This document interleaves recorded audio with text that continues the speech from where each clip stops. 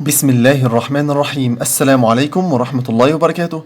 ازيكم يا شباب؟ عاملين ايه؟ يا رب كلكم تكونوا بخير. اهلا بيكم في قناة العاب دودو. النهاردة ان شاء الله هنتكلم عن ليلة النصف من شعبان. يلا بينا نبدأ. بسم الله. الموقع اسلام ويب. ما هو حكم ليلة نصف شعبان؟ وما هو الدعاء والصلاة التي تشرع في هذا اليوم؟ الحمد لله والصلاة والسلام على رسول الله صلى الله عليه وسلم وعلى آله وصحبه. أما بعد، فإن ليلة النصف من شعبان قد ورد في فضلها عدة أحاديث، منها ما هو صالح للاحتجاج، ومنها ما هو ضعيف لا يحتج به.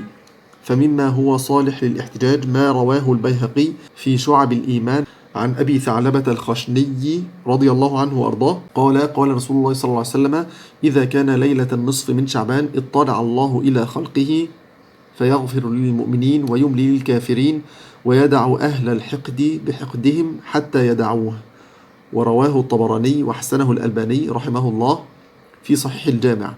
وعن أبي موسى رضي الله عنه وأرضاه قال رسول الله صلى الله عليه وسلم: إن الله لا يطلع في ليلة النصف من شعبان فيغفر لجميع خلقه إلا لمشرك أو مشاح. رواه ابن ماجه وابن حبان عن معاذ بن جبل رضي الله عنه وأرضاه.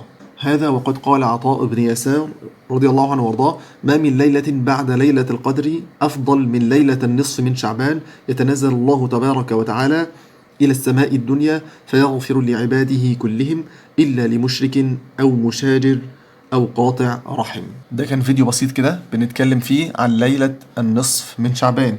ربنا يتقبل منا ومنكم، اللهم امين يا رب العالمين. وما تنسوش تعملوا لايك، شير اند سبسكرايب. والسلام عليكم ورحمة الله وبركاته.